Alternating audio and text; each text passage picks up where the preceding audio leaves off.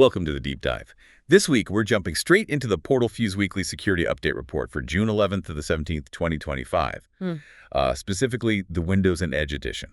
Our goal here is really to give you, the Sysadmin, the Security Pro, a quick path to the critical updates you need. No fluff. Exactly. And this report, it really does pull together the key stuff from, MSRC posts, Microsoft support docs. It's all about making it easier for you to stay current without digging through everything yourself. Okay, great. So let's unpack the first part then. 2 new vulnerabilities affecting Microsoft Edge, the Chromium-based one. Sounds like these came via Chrome. What's critical for us here? Right. So we've got CVE 2025-5959. That's described as a type confusion in V8. And then there's CVE 2025-5958, which is use after free in media, both tied to the Chromium engine itself. Okay, type confusion, use after free. Those sound like potentially serious memory issues. They absolutely are. These are classic memory corruption types. Often they can lead to remote code execution, which is, a major risk. But the good news is both are fixed just by updating Edge to the latest version. So the fix is baked into the regular Edge update. Precisely. It comes through the Chromium ingestion process. Microsoft pulls in the Chromium patch, it gets into Edge. Simple update needed. Both of these were published June 13th, so the fix is out there now. Good to know. So update your Edge browsers, folks. Simple but critical. All right, moving beyond the browser, the report also mentions some Windows-based CVEs, but these were flagged as informational. What does that mean in practice? Do we need to worry? Yeah, this is interesting. We saw updates for CVE 2025-33073, that's the SMB Client Elevation of Privilege 1, and CVE 2024-28923, the Secure Boot Bypass, but for both, the update this week was purely informational, maybe an acknowledgement added or a clarification. So no new patch needed right now. Correct. No new vulnerability disclosed, no new fix issued. The existing guidance hasn't changed, but you shouldn't just ignore these. Sometimes these informational updates clarify scope or acknowledge third-party research. They can occasionally be a heads up for something coming later. Okay, so monitor, but no immediate panic or patching required for those two specifically. Exactly. Just keep an eye on the official MSRC posts for any future changes. Standard procedure, really. Got it.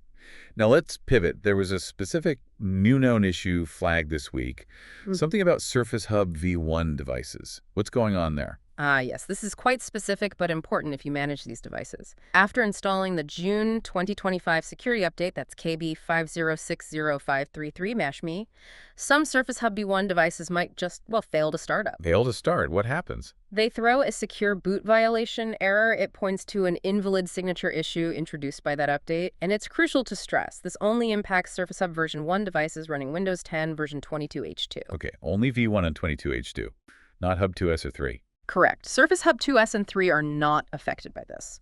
Now, for mitigation, Microsoft released an out-of-band update on June 16th.